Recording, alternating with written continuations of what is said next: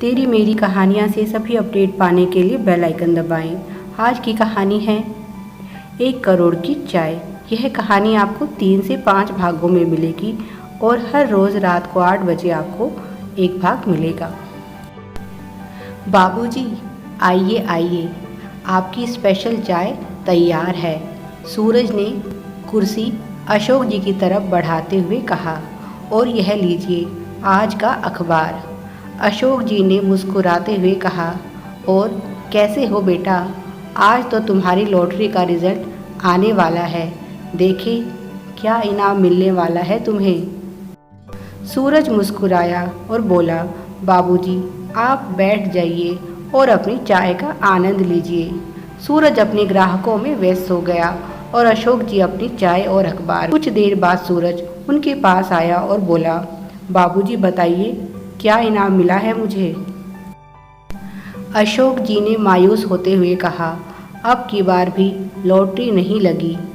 सूरज बोला, कोई बात नहीं बाबूजी, आप मायूस क्यों होते हैं? अब की बार नहीं लगी तो अगली बार लग जाएगी। और दोनों आपस में बातें करने में व्यस्त हो गए। उधर झोपड़ी में बैठी सूरज की पत्नी कमला उन दोनों को देखकर दांत पीस रही थी। अशोक बाबूजी के जाने के बाद उसने अपने पति को समझाते हुए कहा, लगता है आज भी तुमने पैसे नहीं मांगे। ऐसे ही चलता रहा तो हम रास्ते पर आ जाएंगे। पूरे 6 महीने हो गए हैं, उन्हें एक भी पैसा नहीं दिया है। ऐसे कब तक उन्हें मुफ्त में चाय पिलाते रहोगे?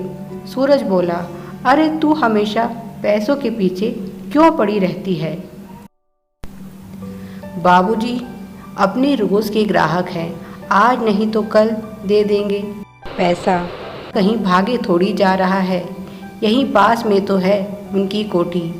कमला ने चिढ़ते हुए कहा, तो फिर इन्हें ही क्यों सभी को मुफ्त में चाय पिलाया करो।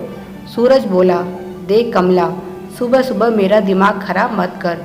तू अच्छे से जानती है मैं बाबूजी से पैसे नहीं मांग सकता।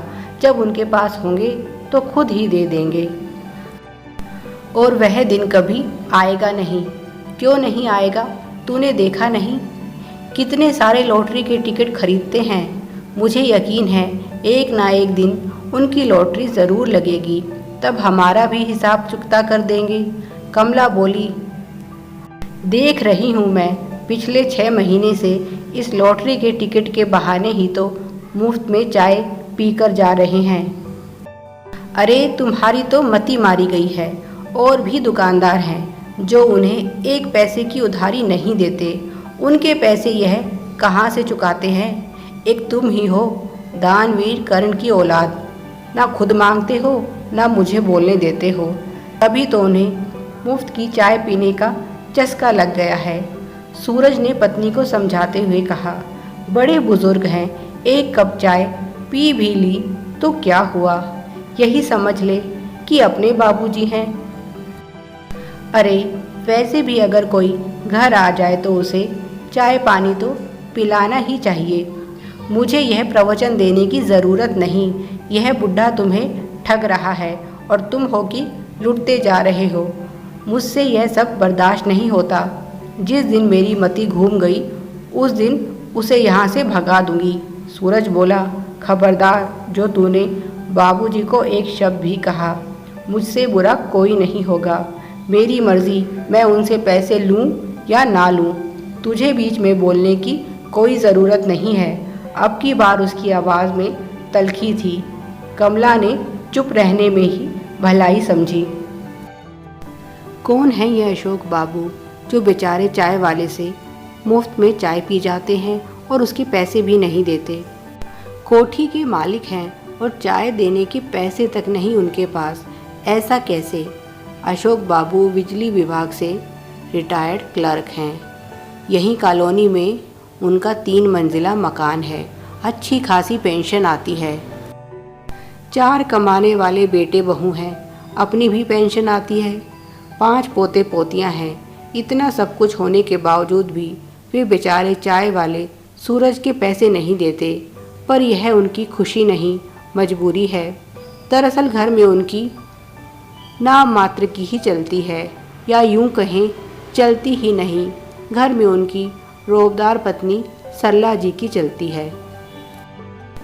उनकी मर्जी के बिना पत्ता तक नहीं हिल सकता। घर में जो पैसा आता है सब उनके हाथ में आता है और उसके बाद वह सबको ज़रूरत के हिसाब से खर्चे के लिए पैसे देती हैं। अशोक जी को अपनी 25,000 की पेंशन में से केवल 3,000 रुपये महीना मिलता है खर्चे के लिए। वैसे तो उन्हें कोई बुरी लत नहीं है, सिर्फ चाय पीने के शौकीन हैं। पर चाय तो उनके घर में भी बनती है, फिर घर पर चाय क्यों नहीं पीते? सूरज की चाय में ही ऐसा क्या स्वाद है जो उन्हें घर पर नहीं मिलता। सूरज की चाय में प्यार और सम्मान है जो उन्हें अपने घर में नहीं मिलता। सुबह शाम पार्क में घूमने आते हैं और उसके बाद सूरज के टी स्टॉल पर आकर चाय पीते हैं। उनकी पत्नी सरला ने आसपास के दुकानदारों को बोल रखा है कि उन्हें कोई उधार ना दे, क्योंकि हम इनके आगे पीछे नहीं। उन्हें इस बात की बहुत नाराज़गी है कि अशोक बाबू घर छोड़कर बाहर चाय पीते हैं, जैसे उन्हें तो चाय बनानी ही नहीं आती। जिस आदमी को कहीं आना जाना नहीं, ना ही उसके कोई शौक़ हो और ना ही उस पर कोई जिम्मेदारी, उसको 3,000 रुपये महीना भी कम पड़ जाता है, उन्हें समझ नहीं आता। खाना खाने के बाद बस उन्हें पान खाने का शौक़ है, पर 10 रुपये के पान में क्या जाता है? फिर इतने सारे रुपयों का वे क्या करते हैं? उनकी पत्नी को समझ नहीं आता, पर अशोक बाबू को एक बुरी लत है जिसके बारे में उनकी पत्नी को कोई जानकारी नहीं है। वह है लॉटरी खरीदने की आदत। उन्हें जो पैसे मिलते हैं उनसे वह हर महीने लॉटरी का टिकट ज़रूर खरीदते हैं। और यह शौक़ आज का नहीं, बरसों पुराना है। दरअसल उनका काम बहुत गरीब था, जबकि उनकी पत्नी सरला अच्छे घर से ताल्लुक़ रखती थी। उनके मायके वालों ने शुरू से ही उनके परिवार को बहुत सहारा दिया है और इसीलिए सरला जी को बात बात पर उन्हें ताना देने की आदत पड़ गई है।